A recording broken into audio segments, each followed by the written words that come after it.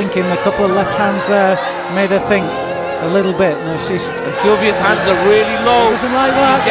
She's getting caught. She's not intelligently defending herself. And that's all over. Hook.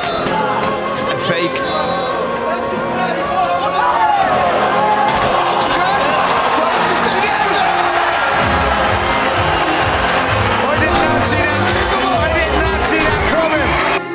All right, gentlemen, we've been over the rules. Protect yourself at all times. On the fence. I'm on the fence. We don't need some. We left hook from Yaoundé came and landed on him, you know, so. Right, welcome back to the King's Court MMA. We are here at Roker Roughhouse with Kennedy Freeman. Kennedy, thanks for letting us come down and have a chat with you. How are you doing today? Nice to meet you. You too. How are things? Good, yeah, just taking over, just getting ready for the next fight. Yeah? Come on. You're obviously making waves in the women UK MMA women's scene. 4-0 now. Yep. Well, you're on about, is it like an 8-fight win streak now? Yeah, it should be. But From amateur and pro. Yeah, I think 8 or 9 fights now. Yeah. 9 fights. Come on. The Machine 2.0. Yeah. The Machine 2.0. We'll get to that in a little bit, really. But last time you were out was last year. Round November. Round 1 stoppage over Rados, wasn't it? Yeah. Your hands were good. You looked good in that fight. Yeah. I've been working on my hands a lot, so for this fight, been going boxing, been in with a couple of pros and stuff. So yeah, I'm glad I got to show that. Nice. And I saw some interviews that you did before the fight and after the fight, and you did say that you expected it's going to be a round 1 finish. Yeah. Was there anything specifically that you saw in your opponent that you thought, I could get her out of there, or was it just the confidence that you have in your own abilities and striking? Yeah, so I think it's just the ability of my own striking. I've always been known as a good striker, but I really worked on it for this fight because getting on the big stage, I wanted to stop going the distance and put people away. So I was just confident in my own ability, really. Yeah, come on, I like that. And the fight that you just had was at Bantamweight. Yeah. You've done, previous fights you've done was at flyweight as well. Is this your new weight class going forward, you see, or are you going to still fluctuate between the both of them? Yeah, obviously, it was 5 years out the cage, so I was sitting a little bit heavy and stuff. I wanted to do flyweight, but at the time, Cage Warriors couldn't find anybody, and they just offered us bantamweight, and I thought, yeah, why not? It just makes life a little bit easier, not doing a horrific cut or anything. Yeah. I enjoyed fighting at bantamweight, so we'll just see what's next, bantamweight, flyweight, whatever. I'm not bothered. Okay, so 2 decisions. Well, everybody's on notice. Yeah, both divisions, yeah. Nice. And yeah, so you mentioned it, obviously this was your first fight after 5 years out. How did you feel after having that prolonged time out? Was it just like clockwork, you get back into it, or did you feel a bit of ring rust there as well?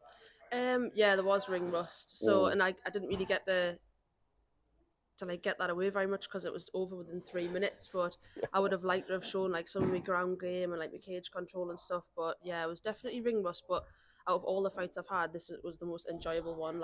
The build up, the fight camp, the warm up in the change rooms, the experience, it was just so enjoyable. So yeah, having 5 years out, there was ring rust, but it was just a good experience. Yeah. And is there any reason for that 5 years that you had out? Again, it's too personal, it's fine, we don't need to cover it. No. Yeah, so everyone knows I've had bad hips and stuff in my amateur career and then in my pro career, and it was just hindering us too much. So I had surgery. Obviously there was COVID, we had a lot of time out for that, and I think I just got used to normal life, I've done this since I was 14, trained twice a day every day, and it takes over your life. So I think I just got used to going out with my friends, chilling, going on holiday and stuff, and then before I know it, 5 years passed, and I was like, what have I been doing? So yeah, and then I just decided I'm getting on now. If I'm gonna do this, I need to do it now. So yeah, I just decided to come back, and within the space of a few weeks, I was signed to Cage Warriors, fighting in Newcastle, and I was like, what madness. Come on. So that fire was still burning, really, you still had that hunger in you and to get back into definitely. The cage. And obviously you're from the Northeast. Northeast is a big MMA following, really. The likes of Ross Pearson, likes of even your daddy and Freeman, whatnot as well, Davey Grant. What does it feel like to you to be continuing to represent the Northeast on the UK MMA scene? Yeah, obviously, like you say, some of them guys have gotten UFC level and stuff. So I'm hoping that's where I can get to. We've us Northeast lot, we're tough. Do you know what I mean? We can make it there if we want to. Yeah. So when I see guys like that who like I train with as well. Like I train with Davey sometimes, and like you see them guys in the UFC, it's like hopefully that's where I can get to. And it was actually like one of the UFC London cards. I went to and watched Davey fight, and that's what kind of made us come back to MMA. Like I seen some of the local, because I went down to London, there was a lot of local talent on there, and I was like, oh, it's not actually like a dream. Do you know what I mean? It can be real. So yeah, hopefully I can get to where them guys are. Come on. And do you feel that pressure, obviously, not just because you're from the Northeast, but because of your family lineage as well? Obviously, your dad's a legend in the game as well. Do you feel that extra bit of pressure to be representing? Yeah, I used to feel the pressure a lot more when I was like an amateur, because everyone just expects you to win, like because of who my dad is. But at the end of the day, I've got to get in there and fight. Like there's somebody in front of us trying to do the same thing. Like it's not just given to us. But you know, now I don't really think of it in that way. I just think like he's been there, so anything that I need help with or like guided through, like he knows the right and wrong way to do it now. And I just think like it's not pressure anymore. It's just like I just want to do it to make him proud, like just to get to where he is, just to make him proud. There's no pressure anymore. So yeah, it's more enjoyable this way though. Come on, okay. And go back to maybe people can have an idea of how you got into it, but how did you really get into MMA and where did that spark come from originally? So like I've always been around it when I was younger. My dad was always fighting and stuff, but like back then, like kids competing and like especially women, like it wasn't a thing. And I remember like I always used to say to my mum when we'll go to fight shows, like I want to be a fighter. My mum would be like, women don't fight, Kennedy, and like that's because they actually didn't back then. Like there hadn't been women's MMA, and then it was actually my little cousin was like kickboxing and stuff, and I went to watch him in a competition and I seen all these kids and I was like, oh, I didn't realise this was a thing. So I started kickboxing and I didn't fight for my dad. My dad had his own gym. I didn't fight for him. I fought for a different club. Done that for a few years, got a bit bored of kickboxing and then decided that I wanted to do MMA and went to my dad's gym. He coached us and then I didn't do MMA until I was like 18. But by then, like women's MMA was in the UFC and stuff, so it was like this could actually be a career now. And yeah, I've got really supportive parents; like they really supportive with it. But like when I was a kid, it just wasn't a thing. And then once it got women's MMA became a thing, I was like, oh, that's what I want to do. Yeah. I like that. I like it. And obviously, like you mentioned that obviously you going down to see some of the guys in UFC, it's UFC London. You can see actually this is quite achievable. What is your goal? What is your aim? You know, do you aspire to be the champion in your division, not only in the UK but obviously in these international scenes as well? What's your goal? What do you want to take from this?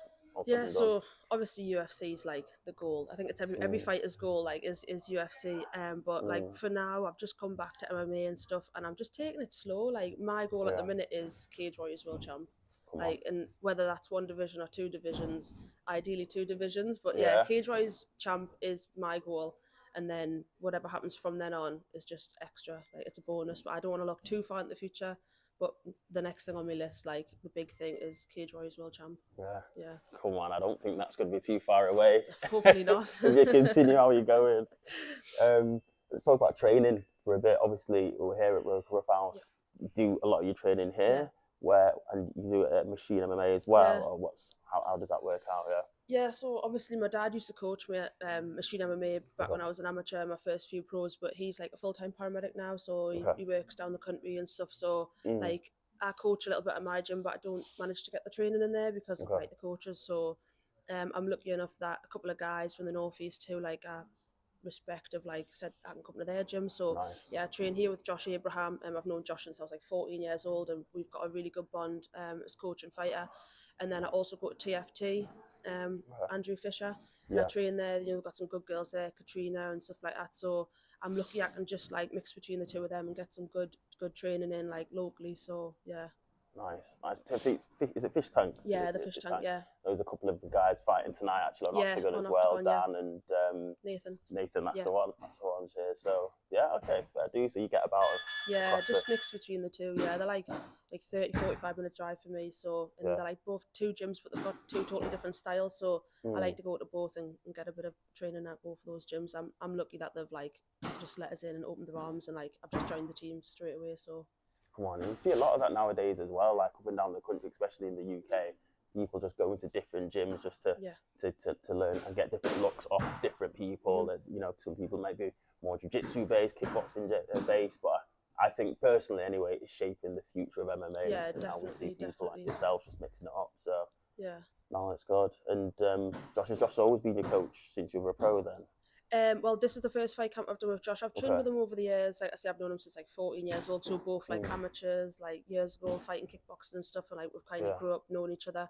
And then for this fight camp, I kind of said to Josh, like, I need you to be my main coach. I don't have my dad anymore because he's coached us through all my amateurs and my 3 pros I had before this. And then when I come back after 5 years, like Josh has kind of took that on. Because it's good to have someone there, not just a coach, but like, you know, just to be like your mentor kind of thing and tell you to rest when you need to rest and do this and stuff. Do you know what I mean? And like, if without that, you're kind of like doubting yourself. So like Josh has took that on now, and like he keeps us on the right track in training. So nice. And I see obviously he's taking a class and one-on-one training here as well at the moment in time. I see you train a lot of youngsters as well. Yeah, my gym. Yeah, I've got the mini machines. Like we've got some good kids. I love coaching the kids. Yeah, some of them like 9-10 years old, they're absolute little killers. Like if they stay in it until they're older, like MMA in a few years, in years to come, MMA is going to be crazy compared to what it is now. Because these kids are training from like 6 and 7 year old. Like it's mental. Yeah. That's mad. Yeah, I was speaking to Soggy before, and yeah, you were saying that, you know, you've also got kids. You were saying that one of his kids could be on that map, you know. Like that wasn't like available for me when I was a kid, but now like 6-7 years old, they've got, you know, the no headshot MMA on some of the shows and stuff, and it's like you see some of these little kids and the jiu-jitsu that they're doing and the striking that they're doing, you're thinking, wow, like it's MMA and like the UFC level in when these kids are like 20 odd years old is going to be like outstanding. Come on now, I'd love to see it, and we're here to see it, obviously, to promote the local talent and whatnot. As well, you've got your own fight brand as well. Yeah, Cruise Fightwear. Yeah, Cruise Fightwear. Yeah, I've seen it a lot. It's starting to take over on the UK scene. Yeah. How did that come about? That was like when I had my 5-year break. I kind of like it's always something I've wanted to do, especially because like as a woman in the sport, there's not many brands do stuff that's like nice colours and this and that. It's always more like for the men. And like the fit of clothes has always been for men, and I used to think like, why do they not have any good stuff for like that's unisex but like, you know, suits girls as well, and for kids there's hardly no stuff for kids. So I just thought when I had the 5 years out, I just thought I'm going to set this up and see how it goes. And yeah, it's doing really well. It's doing well locally, but then like I've got orders going down the country and stuff, and obviously it was nice for me when I thought to finally wear like my own brand, because that's the first time I've been able to. So when I seen it on like the TV and stuff, I was like, wow, like it was nice to see. That's good. And Cage Warriors allows it, doesn't it, to wear your own branding and whatnot. Yeah, any sponsorship and stuff, like that's a good thing about Cage Warriors. You're allowed to wear like whatever you want and like with your sponsorship on, as long as they check it over first. So yeah. No, that's good. And I think the last kit that you had out with all your sponsors, you need to let me know where I can buy one of them. That was clean as well. T-shirts, yeah, they're good. Was clean. But just for everyone watching there, where can people get Cruise Fightwear? Your website? Yeah, Instagram? We've got Instagram at the minute, so yeah, just Cruise Fightwear on Instagram. All our designs and stuff are on there. We'll ship it out within like a couple of days. So yeah. Nice. After your last fight, Cage Warriors, I saw Molly McCann commented basically saying that you're going to be the new queen of Cage Warriors. What does that mean to you? That obviously we know what she's done in Cage Warriors herself. You know, what's that mean to you? It was really nice to meet Molly. She was like lovely girl. We're seeing each other, we bumped into each other in the corridor. And she was like really nice. She came over, gave us a big hug, saying like she's proud of us and stuff. So like, even though she's like top level in the UFC, she's just so humble. It was so nice to meet her. And basically she was saying that like I've got to stick in there and get that Cage Warriors world title. So like coming from her, like I've got to do it. Do you know what I mean? That's it. She's made the blueprint there. You know, exactly. Like look where that's taken her to. So that's the path I'm on. Come on, and that's it. Both divisions on smoke. Like, they need to know. They need to know. What's the hardest thing about being an MMA fighter, in your opinion? Obviously, it's hard because you're training twice a day and stuff. But like, until you make it to the top level, like you've got to fund it all yourself, man. Like training, you've got to try and train twice a day. Work, like it's so expensive to eat healthy and travel, and like it's crazy. Obviously sponsorships are like a massive thing. Like they pretty much without sponsorships, like you couldn't do what you do. Like it's so busy. So, and it's like it's not fair on us fighters because we're getting there and we're fighting for pennies until we're like at the top level. But like understand shows can't afford to pay everybody a fortune. But like if there was just a little bit more leeway, it would be a lot more easy for fighters. So yeah, probably it's just like financing and stuff. Like it's hard, man. Yeah, that's it. And a lot of fights like yourself, you know, they have have full-time jobs as well. They do this on the side as well, and getting that in with the training. Yeah, it's so hard. Like, you're just running backwards and forwards, training, trying to refuel, trying to get ready for your next session, trying to get some sleep in on a night, but you're getting in so late and you're getting up so early for work. It's just, it's hard. And people see you on the TV and they're like, oh, they must be making a fortune. Yeah, but you're making absolutely nothing. Like, you're making pennies, but everyone just thinks you're rich because you're on TV. What do you think of like these? Because there's new organisations, obviously like Octagon MMA, they're trying to do more, especially in the UK. Yeah. You've got PFLs doing it, obviously UFC, doing more. Do you think it's better for the sports that there's different organisations like, obviously with cage warriors, and that's your bread and butter really, but do you think it's better for the sport to give young fighters like yourself a platform to pounce on? Yeah, definitely. I think it's good that there's a lot more organisations. Like, a few years ago, there was literally just like the main ones, and now there's all these other ones, like you say, PFL and Octagon and stuff. But it is good because, like, unless you chose the road to the UFC, people who go to like them other organisations, at least they're making like money, and it's giving more people opportunity. Like, not everybody's goal is the UFC. Like, people just want to make a good living, and it's giving more people an opportunity to like make good money and like make a career out of it. Yeah, I think like some of these new organisations that are coming up are doing really good things for like fighters. Yeah, definitely. Nice. Obviously 2024, you've got your fight booked already. It's not been announced though. I haven't got an opponent, no. Okay. But yeah, May 25th back in Newcastle is the card that I'm going to be on. After the last time, like the atmosphere and how the venue just sold out so quick, like when I seen the lineup, I thought, yeah, that's definitely the one I want to be back on. The one in my hometown, definitely.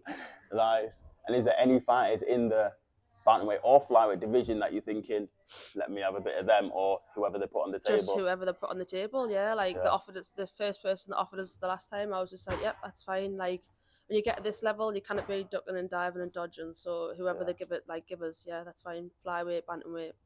Some fighters that do. There's some fighters that if I want that title, do you know what I mean? I've got to just, whoever it is, I've got to fight them. If I want that title, I want to make sure that like I've getting there in the right way. Like, whoever they put in front of us, I want to beat. And when I get the title, I'll be thinking, yeah, I deserve it. Not gonna duck nobody, no. Come on, fighting talk there. I love that.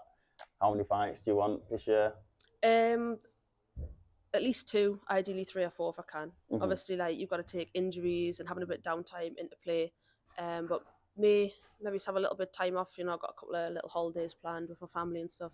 And then maybe have another 2 or 3 back end of the year. I want an active year this year. Come on. I want to finish the end of the year like on a massive high. Yeah. This is the stage now. Yeah. I'm getting old now. I need to make a run at it. Yeah. Fair dues. And for people who don't know you, and even for myself as well, who's Kennedy outside the cage? Like, what do you get up to? What do you like to do?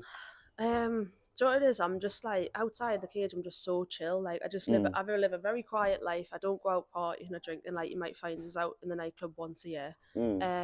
And I just like spending time with my friends and family, training, obviously coaching and just working. But the biggest thing for me is you'll probably see us in every restaurant possible because I'm such a big foodie. Like, I'll eat any food. Like, so that's all I do in my spare time is just go out and eat food, basically. Yeah, pretty much all the time. That's why bantamweight was so easy. I was like, bantamweight, yeah, fine, of course.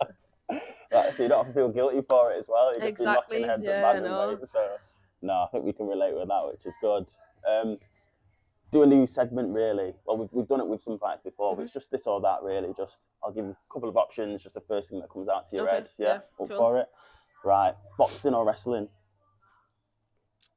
I'd say now wrestling. Wrestling, yeah. I'm enjoying it at the minute, yeah, wrestling. Come on, nice. Fight camps in the UK or out in Thailand? Thailand. Yeah. Easy that one, Thailand.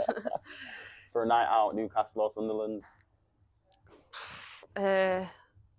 Newcastle. Newcastle, dudes. What's a better feeling, watching one of your fighters win a fight or you winning a fight yourself? Ooh, yeah, probably is watching my fighters, especially the young kids. Like, when they win, like, I nearly cry every time. Like, really? Like, it's emotional, man. Yeah. I was about to say you could be honest here, but you get that. No, that it is. I get so nervous. I'm sat in the corner like shivering before the fight, and then, but my own fight, I think, because it's just all a blur and it just happens. It's more like definitely when I'm watching others fight. Nice. Okay. Holidays. Do you prefer a holiday in the sun or a holiday in the cold? Sun, 100%. Nice. Music taste. What do you like? What do you prefer more? Normal pop, rap, rock, techno, electric music. Bit of R&B, maybe a little bit of grime, rap. Yeah. Come on. Nice. True or false? Kennedy Freeman will be the Cage Warriors Bantamweight champion by the end of 2025. True. True. 100%. And what's the biggest thing to come out of the Northeast? Alan Shearer, Gaza, Anton Deck, Jordan Henderson, or Brian Johnson from ACDC? Oh, it's got to be Alan Shearer or Anton Deck for me personally. Yeah. Yeah. Fair dude, nice. And you're from Sunderland, or you're from Newcastle? Nah, I'm from a little town just outside of Newcastle called Stanley. It's just a small little village. Okay. My dad and all his family are from Sunderland, but I'm from just a little village called Stanley. Ah, okay. So you don't claim in Sunderland, no? Nah. I'm not a mackem. You're Nah. not a mackem? I'm just outside of Newcastle. Just a quiet little country girl. Come on. No, I love that. Kennedy, I appreciate your time today. You're welcome. It's been lovely speaking. No, all good. It's been enjoyable. Obviously, watching your rise, and it's going to be an honour continuing to watch your rise. And Thank you very much. I think we're looking at the future Bantamweight Cage Warriors champion here. So Bantam, flyweight, whatever, we'll have it. nice. But again, any sponsors getting on board, what can they do to reach out to you? Just messages on social media. Like sponsors are massive. Like at the minute, especially the stage I'm in now, I'm having to like travel for training and expenses are so high. Yeah, just contact us on social media. I'm like grateful for any sponsors. Nice one. Cheers. Thanks for the time. Appreciate it. Thanks very much. All right, gentlemen, we've been over the rules. Protect yourself at all times. On the fence. I'm on the fence. We don't hit someone. We went left hook from Yaoundé came and landed on him, you know, so